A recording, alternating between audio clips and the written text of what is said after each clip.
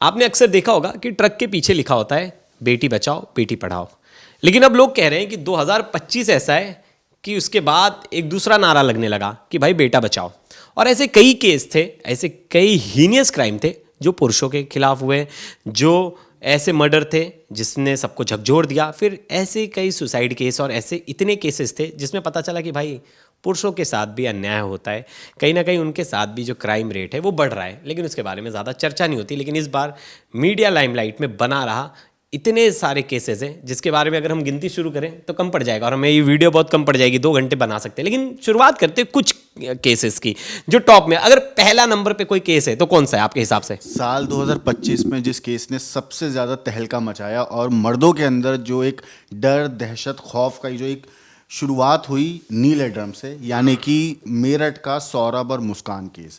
ये केस इतना भयानक था कि लोगों को उम्मीद नहीं थी कि आने वाले वक्त में, मतलब किसी ने सोचा भी नहीं था कि एक पत्नी अपने पति को ना सिर्फ बॉयफ्रेंड के साथ मिलकर मारती है, उसका कत्ल करने के बाद टुकड़े करती है, ड्रम के अंदर भरती है, सीमेंट भरती है और उसके बावजूद वहाँ से चली जाती है, एक अलग पहाड़ों में जाती है। हाँ, पहाड़ों में जाके उसकी वीडियो आई थी बाकायदा, जिसमें साहिल के साथ वो नशे करके अय्याशी कर रही थी, मज़े कर रही थी, और दूसरी तरफ उसके दिमाग में, दिल में ये खौफ नहीं था कि पति की लाश तो घर में पड़ी हुई है। लोग ना कंपेयर भी कर रहे थे। हाँ, मैंने देखा था कि लोग का बॉयफ्रेंड कैसा है, उसका पति इतना हैंडसम, उसका बॉयफ्रेंड कैसा है, मतलब लोग इस पे भी कंपेयर, वो कंपैरिजन तो एक अलग उसमें चल ही रहा था। लेकिन सोचिए पतियों के, ये एक दहशत की शुरुआत थी साल 2025। हाँ, साल 2000 टुकड़े करके 2 अलग अलग पार्ट में। और इसके बाद तो हर किसी के मन में था कि भाई जहां नीला ड्रम देखा, बहुत लोग, मैंने देखा बहुत लोग मीम की बाढ़ आ गई थी भाई। मतलब सोशल मीडिया पे नीला ड्रम ऐसा चला था, इतना ज़्यादा वायरल हुआ था कि जिसको देखो अपने सोशल मीडिया के स्टेटस पे या स्टोरी पे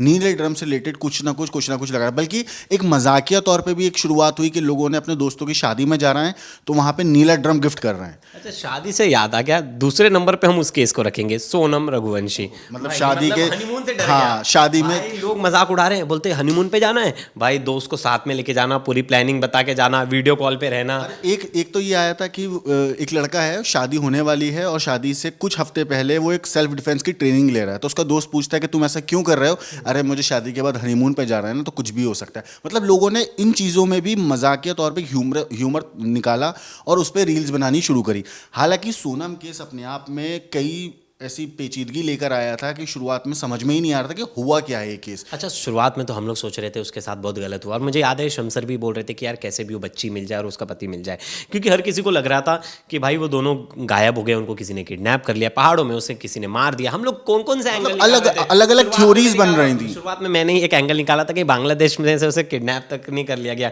ह्यूमन ट्रैफिकिंग का केस नहीं। लेकिन जैसे पढ़ते खुलती गई पता चला भाई साहब सोनम रघुवंशी, मतलब इतनी ज्यादा मास्टर दुश्मन को भी ऐसी पत्नी ना मिले। हाँ भाई, ये बात तो है। और दूसरा, इस तरीके से मास्टर प्लानिंग करके पूरे की पूरी वारदात को अंजाम दिया था ना कि अगर, और बाकायदा एक चीज़ ये भी आई थी कि उन्होंने पहले एक और जगह प्लान करी थी कि वहाँ पे मर्डर करेंगे, लेकिन वहाँ पे भीड़ भाड़ बहुत थी, तो इसलिए इन लोगों ने, राज ने और सोनम ने, इन लोगों ने अपना प्लान ड्रॉप कर दिया। मुझे लगता है आसिम भाई आपने इसलिए 2025 में शादी नहीं की, आप इतने सारे केसेस देख के डर गए। लेकिन ये तो था दूसरा मामला जो कि सबसे खतरनाक था। लेकिन हाल फिलहाल में एक मामला आया, आपको याद है, संभल से रूबी का, जिसमें ग्राइंडर में पति को, ग्राइंडर से मतलब जिससे लकड़ी और आरी काटते, उससे पति के टुकड़े किए। टुकड़े करने के बाद उसको पॉलिथीन में पैक किया और अलग अलग जगह ले जाकर फेंक दिया। खुद ही जाके जो औरत है वो मिसिंग रिपोर्ट दर्ज कराती है कि मेरा पति गायब हो गया है, उसको ढूंढ लाओ, और उसके बाद वो पुलिस स्टेशन जाती नहीं।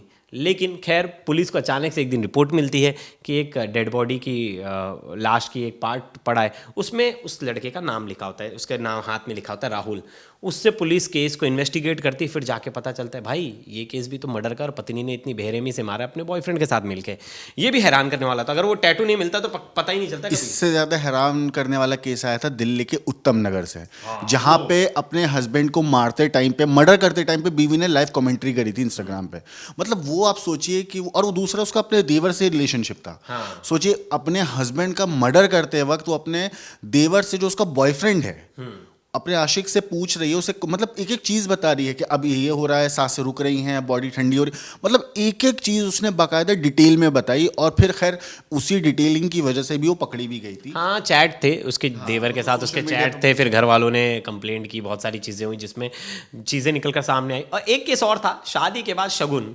भाई शगुन का पैसा लेने से लोग डरने लगे, मतलब मैं ये हंस के क्यों बता रहा हूँ, क्योंकि ऐसे ऐसे केस है कि कहीं ना कहीं सोचने पर मजबूर कर देते हैं कि भाई कोई शगुन के पैसे से सुपारी दे सकता है। और यहाँ यही हुआ, जो प्रगति केस था, आपको याद होगा, दिलीप की हत्या होती है, जो उसका पति है, और अनुराग जो है उसका बॉयफ्रेंड है, वो शूटर्स के साथ मिलकर सुपारी देता है। और सुपारी किस में है, जो जिस मतलब प्रगति की शादी होती है दिलीप से, शगुन में पैसे मिलते हैं, वो शगुन का पैसा देती है अपने बॉयफ्रेंड को, भाई तेरे पास पैसे नहीं है, बॉयफ्रेंड का खर्चा भी उठा रही है, ऊपर से बोल रही अच्छा मर्डर कराने के भी पैसे नहीं, रुक मैं पैसे देती हूँ, शगुन के पैसे दिए। वो कभी सोचा नहीं होगा उसके पति ने कि मेरे यहाँ जो मेहमान आ रहे, जो पैसा दे रहे, वही मेरे हत्या के लिए यूज होने वाला है। आपको एक और याद होगा प्रवेश भाई, वो वाला केस जिसमें अपनी उम्र से 2 गुना उम्र का जो फूफा था, गूंजा वाला केस। हाँ, याद है, जिसमें उसने शादी के फूफा से 15 साल पुराना रिश्ता था, और शादी से 1 महीने बाद ही वो 15 साल वाला जो पुराना किस्सा था वो निकल कर सामने आ जाता है, और फिर पता चलता है कि इस चीज़ के पीछे तो भाई बीवी ही थी। तो कुल मिला के दोस्तों 2025 में कई ऐसे केसेस निकल कर सामने आए जिसमें उम्मीद नहीं थी कि इस केसेस में जो कातिल निकलेगी वो पत्नी निकलेगी, लेकिन जब पुलिस ने तफ्तीश करी और हर एंगल से जांच करी, तो जब पूरी दुनिया के सामने सच बाहर आया कि भाई मर्डर के पीछे तो कोई और इंसान था। ये सब तो मर्डर की बात हो गई, लेकिन एक केसेस हमने ऐसा देखा कि जिसमें मेंटल हेल्थ के बारे में पता चला कि पुरुष कितना ज़्यादा domestic violence, mental health, fake cases से प्रताड़ित होकर अपनी जान दे दे रहे, उसकी बाकायदा वीडियो बना रहे। पहला केस था जिसने दुनिया में सबकी नज़र खींच ली अपनी तरफ, वो था अतुल सुभाष केस। पहली बार एक पुरुष आया सामने, उसने अपनी गाथा बताई कि कैसे लॉ का गलत इस्तेमाल करके औरतें जो हैं उसका मिसयूज़ करके आदमियों को प्रताड़ित करनी, जिसकी वजह से वो इतने ज़्यादा मेंटल स्ट्रेस और इतने ज़्यादा मेंटल ट्रॉमा में चला जाता है कि वो खुद की जान दे देता है।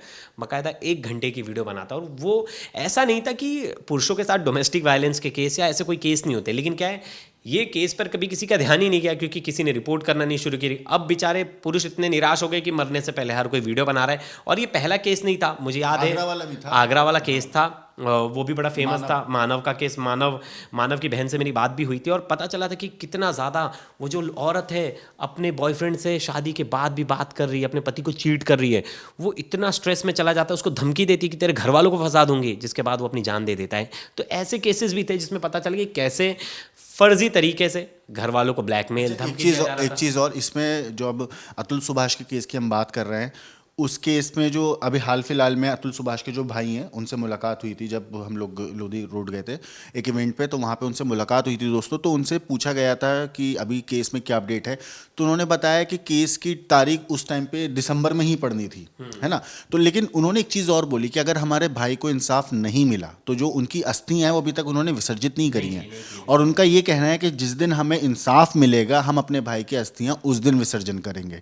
तो सोचिए एक परिवार को न्याय के लिए कितनी लंबी लड़ाई लड़नी पड़ रही है, और साथ ही साथ वो जो शख्स है, सोचिए उस माँ बाप के ऊपर क्या गुजर रही होगी जिनके बेटे की मौत हो चुकी है, लेकिन वो अपने बेटे की अस्थियां विसर्जन नहीं कर सकते हैं, क्योंकि हिंदू धर्म में अस्थियां विसर्जन करना एक आखिरी पड़ाव होता है मोक्ष की तरफ जब जाते हैं। लेकिन सोचिए वो मजबूर हैं कि उनको मजबूरी के तहत वो अपने बेटे को मोक्ष जो है उसके लिए भी वो नहीं कर पा रहे हैं, क्योंकि उनका यही कहना है कि जब तक इंसाफ नहीं मिलेगा, जब तक सज़ा नहीं मिलेगी जो इसमें गुनहगार हैं उन लोगों को, तब तक हम अस्थियां विसर्जन नहीं करेंगे। सेम आप मानव का देख लिए, मतलब एक अच्छा खासा लड़का, पढ़ा लिखा, फील्ड में अच्छा जॉब कर रहा था, ऐसा नहीं है कोई मुंबई जाके रहता है, मतलब ऐसा लड़का नहीं है जो नॉर्मल अनपढ़ है या किसी गांव देहात का, एक अच्छी जगह पे आगरा जैसे शहर में वेल एजुकेटेड मल्टीनेशनल कंपनी में काम करने वाला शख्स, जब उसके साथ ऐसा सब कुछ हुआ तो सोचिए वो किस लेवल पे टूट गया होगा। और पता है आज के दौर में लोग मेंटल हेल्थ पे बात नहीं करते हैं, बिल्कुल। लेकिन पुरुषों के तो मेंटल हेल्थ का तो मजाक उड़ता है। अगर मैं कल को बोल दूं कि भाई मैं बहुत स्ट्रेस में होता है, अरे क्या स्ट्रेस में, मतलब मजाक उड़ा देंगे, वही चीज़ वही है। और वो ना खुद का दर्द बता भी नहीं सकता। बहुत सारे ऐसे पुरुष होंगे जो अपना दर्द बता भी नहीं सकते कि सोसाइटी मजाक उड़ाएगी, अरे इसको तो इसकी बीवी मारती है। वो बोल भी नहीं सकता कि भाई मैं डोमेस्टिक वायलेंस का शिकार हूँ, क्योंकि पुरुषों ने तो दिखा रखा है हम स्ट्रांग है, और बहुत सारे ऐसे केसेस भी आते दिखा रखा है, तो वो सोसाइटी एक्सेप्ट ही नहीं करेगी ना। और अगर उसने बता भी दिया कि मेरी वाइफ मुझे मारती है, तो लोग उसका मजाक उड़ाएंगे, कोई सीरियसली नहीं लेगा। पता चला वो पुलिस स्टेशन गया, बोला कि सर मेरी वाइफ मुझे मार रही है, अरे मार खाता है बीवी से, मजाक उड़ाएंगे, वो ना हंसी का पात्र बन जाएगा।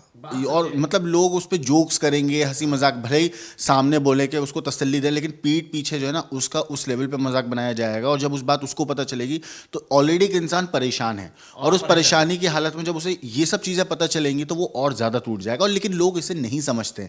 अब सोचिए कि अच्छा फेक, देखिए ये सब चीज़ के भी तो मैंने तो देखा, मेंटल स्ट्रेस और ये सब चीज़ों के बीच फेक, हमने बहुत सारे ऐसे केस देखे जिसमें फेक रेप केसेस के चार्जेस, फिर महिलाएं, कुछ महिलाएं हैं जो मैंने याद है, राजस्थान का केस है, जयपुर और जोधपुर का, दीपिका नारायण जो हैं सोशल एक्टिविस्ट है जो मैन राइट्स के लिए काम करती है, उन्होंने 3-4 केस सॉल्व किया। उसमें देखा एक केस था, एक औरत 10 मुकदमे कर रखी है रेप के, 10 अलग अलग जगहों पे 10 रेप के मुकदमे, मतलब उसका काम ही था एक्सटॉर्शन करके पैसे निकालना, झूठा रेप केस दर्ज करवाना, बाद में गवाही के लिए नहीं जाना, किसी चीज़ के लिए नहीं जाना, बाद में खुद ही मैटर सॉल्व कर लेना और केस वापस ले लेना और पैसे लेके रफू चक्कर हो जाना। ऐसे कई मैटर देखे हमने। एक ना मेरी दोस्त हैं, मतलब दोस्त के एक मेरी बहुत अच्छी जानने वाली हैं, लॉयर हैं।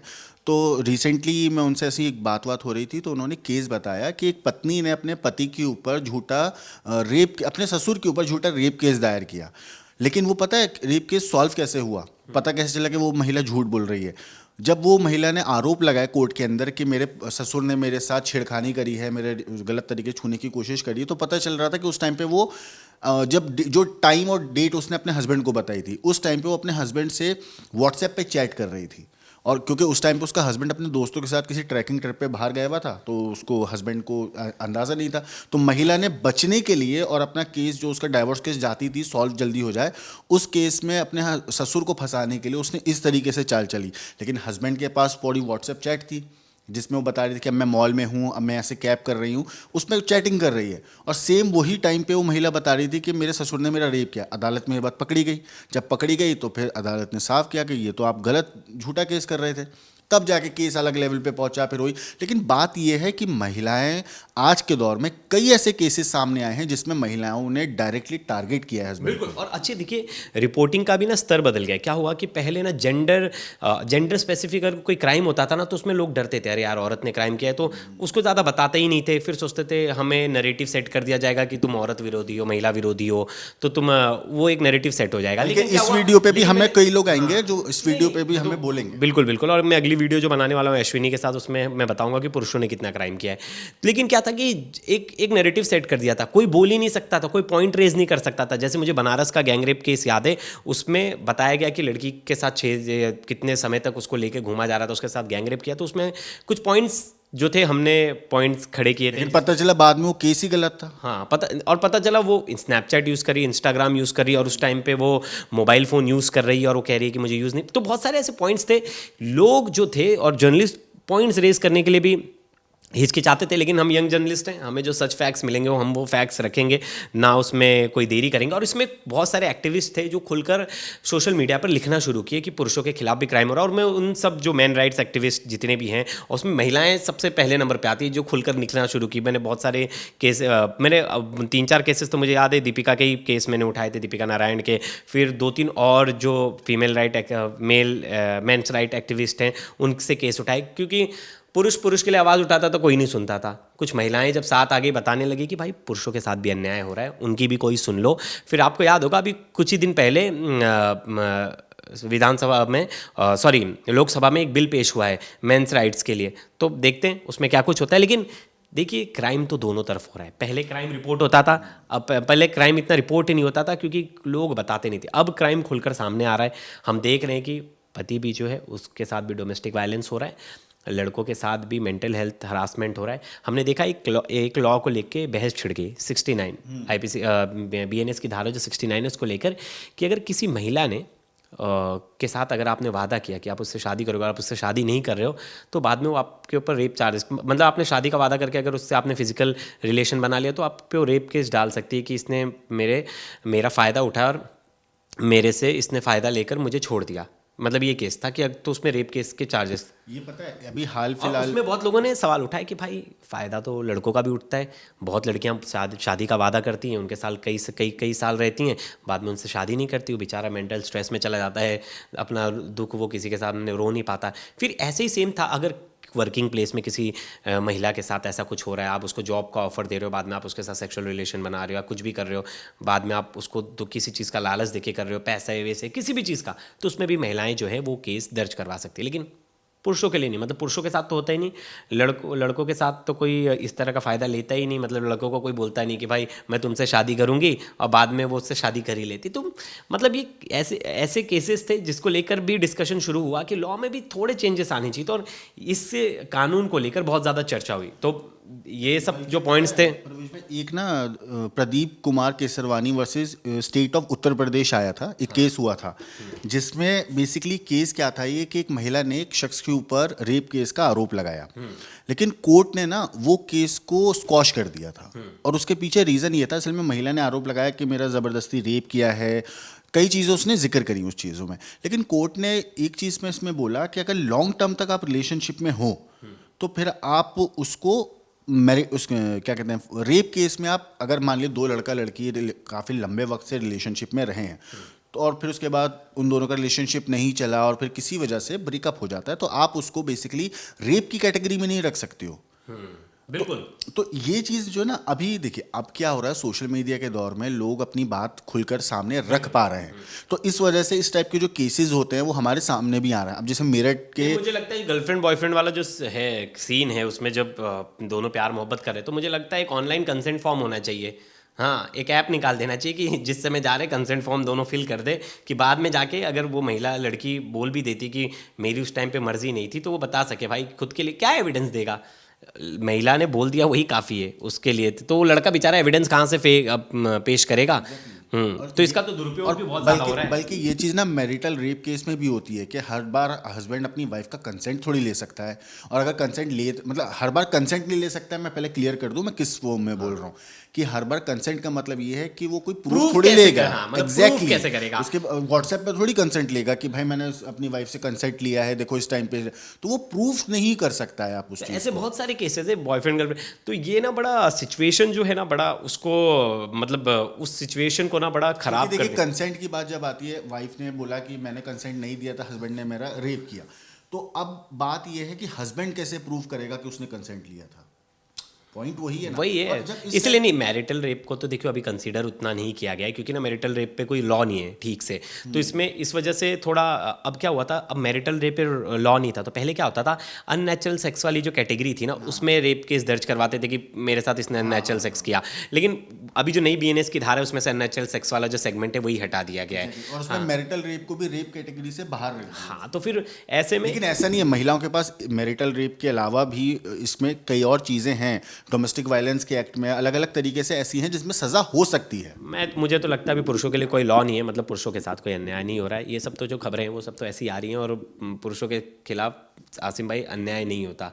हाँ, ये आपको भी मानना पड़ेगा, अन्याय नहीं होता पुरुषों के साथ, तो होता तो उनके लिए भी लॉ होता है, उनके लिए भी उनका, अगर उनके मेंटल स्ट्रेस, उनके मेंटल स्टेटस को ध्यान दिया जाता, डोमेस्टिक वायलेंस के केसेस उनके खिलाफ भी आ रहे हैं, उनके ध्यान दिया जाता, उस हिसाब से लॉज में थोड़े बहुत रिफॉर्म होते। लॉज में भले अभी लोग बोलेंगे कि यार दो लड़के बैठ के बात कर रहे हैं, अपनी अपनी बातें बोले जा रहे हैं, लेकिन ये हमारी बात नहीं है, हर कोई दूसरा बोल रहा है। मैंने बोला ना, बहुत सारी जो फीमेल एक्टिविस्ट हैं वो लड़कों के लिए खड़ी हैं, वो बोल रही हैं कि भाई इन लड़कों के साथ भी अन्याय हो रहा है, पुरुषों के साथ भी अन्याय हो रहा है, लेकिन उस अन्याय को कोई देखने वाला नहीं है, क्योंकि क्या है, यहाँ कहा जाता था पहले पुरुष प्रधान देश है, तो अगर आपने पुरुषों की बात कर दी मतलब आप महिला विरोधी हो, और आपको टैग लगा दिया जाएगा महिला विरोधी। हाँ, तो ये नहीं है। क्राइम रेट्स जो हैं दोनों तरफ बढ़ रहे हैं, मैं ऐसा नहीं बोल रहा हूँ औरतों के खिलाफ जो क्राइम रेट है वो कम है, वहाँ भी है, लेकिन देखिए लॉ तो है ना, उनके पास है कि अगर उनके साथ कुछ अत्याचार हो रहा है तो वो उससे कंप्लेंट कर लेंगे। पुरुष किसके पास जाए अगर उनके साथ कोई अत्याचार हो रहा है? और इसका सबसे बड़ा एग्जाम्पल 2 केस हैं, वो है अतुल सुभाष और मानव वाला। बहुत है ऐसे, बहुत है। मैं तो बोल रहा हूँ मीडिया में लाइमलाइट है। हाँ, ये 2 केस मीडिया में को एटलीस्ट पता तो चले। हर घर दूसरे घर में ये सब केसेस हो रहे हैं, जैसे बोला जाता है ना डोमेस्टिक वायलेंस का शिकार बहुत सारी औरतें हो रही है, उस तरह इसका भी शिकार जो है बहुत सारे पुरुष हो रहे हैं, लेकिन उस पर बात कोई करने वाला नहीं था। और 2025 में हमने देख लिया इतने ज़्यादा केसेस थे, इतने ह्यूज क्राइम्स हुए हैं पुरुषों के खिलाफ, जो एक तरह से एक बहस छिड़ गई कि भाई सबके लिए लॉ जो है एक बराबर होना चाहिए। केसेस तो ऐसे हैं जो निकल के सामने नहीं आए, बल्कि हाल फिलहाल में गुजरात का केस आया था जहां पे हस्बैंड की डेथ के 14 महीनों के बाद जाके पता चलता है कि भैया बीवी ने तो अपने बॉयफ्रेंड के साथ मिलकर हस्बैंड को मारा, ना सिर्फ मारा, घर के किचन के अंदर गाड़ के बकायदा उस पर रोटियां भी बनाई। मुंबई का केस था, पति को मारा और उसको गाड़ दिया अपने रूम में, और उस रूम को बाद में रेंट पे खाली कर दिया। दिल्ली का एक केस आया था जहाँ रेड लाइट पे एक लड़का बाइक से जा रहा था और कोई गाड़ी में लड़की थी, किसी वजह से उन लोगों की बहस हुई और लड़की ने उस लड़के का बाइक का नंबर लेके एक वीडियो बनाई, सोशल मीडिया पे पोस्ट कर दी, लड़के की नौकरी चली गई, उस पर छेड़खानी का आरोप लगा दिया। बाद में उस लड़के ने कई सालों तक केस लड़ा, सब कुछ हुआ, तब जाके पता चलता है कि लड़की तो झूठ बोल रही थी। देखते हैं अब 2026 में, सावधान रहिएगा और सतर्क रहिएगा। ये मैं लड़कों से कह रहा हूँ, क्योंकि बेटी बचाओ तो सबको ही कहते हैं। अब थोड़ा ध्यान जो है बेटे पर भी ध्यान जाना चाहिए, क्योंकि बेटा बचाओ क्योंकि बेटे को बचाने की भी ज़रूरत है। हाँ, दोनों को ज़रूरत है, बेटी और बेटा दोनों बचने चाहिए। ऐसा नहीं है किसी का बेटा है तो वो किसी माँ ने उसे जन्म दिया है तो उस माँ के भी आंसू पर ध्यान देना होगा, क्योंकि अगर मानव का केस और अतुल सुभाष का केस है तो उनकी माँ और उनकी बहनें भी रो रही थी उनके लिए। तो सोसाइटी जो है वो बैलेंस पे चढ़ती है, अगर डिसबैलेंस हो रहा है तो कहीं ना कहीं उस पर भी गौर करने की ज़रूरत है। तो दोस्तों, ये था 2025 के जो टॉप केसेस थे हमने डिस्कस किया, और एक ऐसा इशू जो कहीं ना कहीं इस साल का मुद्दा बना रहा। तो दोस्तों, इस वीडियो पर आपकी क्या राय है ज़रूर बताइएगा। तब तक के लिए धन्यवाद।